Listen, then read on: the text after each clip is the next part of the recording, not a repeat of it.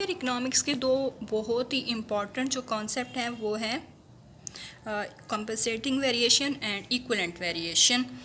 जो compensating variation है इसमें हम बेसिकली जो है वो पॉजिटिव चेंज की बात करते हैं और इक्विवेलेंट में हम जो है वो नेगेटिव चेंज की बात करते हैं। इन दोनों में जो बेसिक डिफरेंस है वो ये है कि हम पॉजिटिव जब चेंज को देखते हैं तो एक पर्सन अगर पॉजिटिव चेंज चाहता है तो वो उसके लिए कितना पे करना चाहता है कि ये चेंज अक्कर हो जाए। फॉर एग्जांपल वो अगर उसको 100 रुपये का प्रॉफिट हो रहा है तो वो चाहता है कि 100 रुपये का उससे प्रॉफिट हो, तो वो उस चेंज को अक्कर होने की फेवर के लिए वो अगर 80 रुपये देने के लिए रजामंद हो जाता है तो वो उसका कंपनसेटिंग वेरिएशन है। और ये भी हो सकता है इक्विवेलेंट वेरिएशन में कि कोई ऐसी चेंज आए जिसकी वजह से उसके जो है किसी भी इंडिविजुअल के वेलफेयर जो है वो पहले से कम हो जाए। किसी नेगेटिव चेंज के अकर होने को रोकने के लिए अगर एक इंडिविजुअल कुछ पे करने पे रजामंद हो जाता है तो उसको हम इक्विवेलेंट वेरिएशन कहते हैं। अब हम देखते हैं कि कंपनसेटिंग वेरिएशन की प्रॉपर डेफिनेशन क्या है। The amount of money which when taken away from an individual after an economic change leave the person just as well off as before.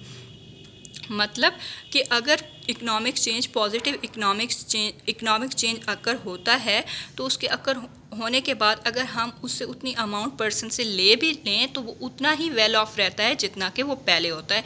For example एक पर्सन की 10,000 income है, कोई positive change economy में आया जिससे उसकी income 11,000 हो गई है।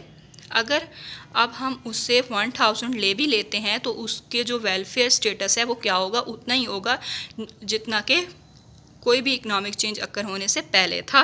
For welfare gain it is a maximum amount which the person would be willing to pay for the change.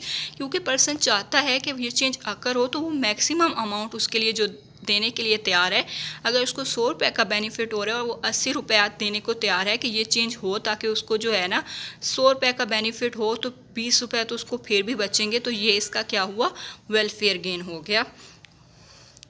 और इसका वेलफेयर लॉस क्या है, it is the negative of the minimum amount that the person would be required as compensation for the change.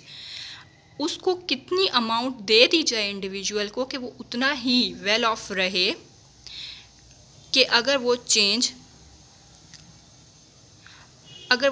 अकर ना हो, यानी कि वो change जो अच्छे वाली चेंज थी वो अकर नहीं होती, अगर वो नहीं होती तो वो फिर भी उसकी वेलफेयर में कुछ इजाफा हो जाए, इसलिए आप उसको गवर्नमेंट या कोई भी दूसरा इंडिविजुअल कितनी अमाउंट दे सकता है।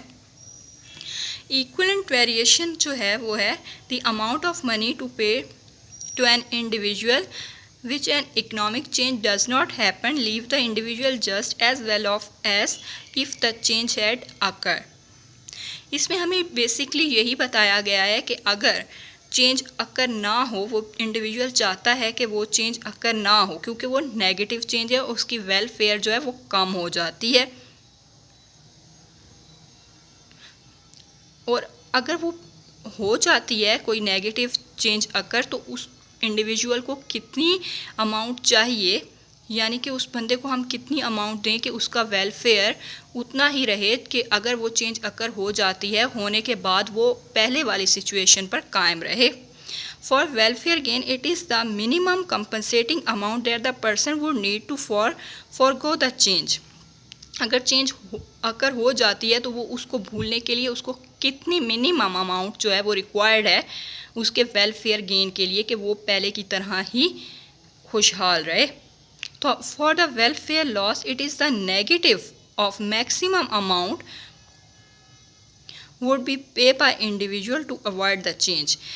फॉर वेलफेयर गेन के लिए क्या था, उसको दूसरों से रिक्वायर्ड थी। फॉर वेलफेयर लॉस में लॉस इसको क्यों हम कह रहे हैं, लॉस इसलिए कह रहे हैं क्योंकि वो खुद उस चीज़ को पे करने के लिए उसको खुद ये पे करना पड़ेगा।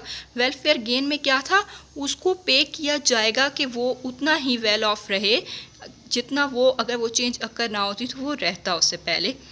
और लॉस में, वेलफेयर लॉस में क्या हो रहा है, उसमें ये हो रहा है कि वो इंडिविजुअल कितना पे करने के लिए तैयार है कि ये चेंज अकर ना हो उसके घर में, उसकी इकॉनमी में। अगर हम देखा जाए वो उस चेंज को कंपनसेट करना चाहता है, वो कुछ पैसे देने को तैयार है कि ये ले लो लेकिन ये इकोनॉमिक चेंज अकर ना हो।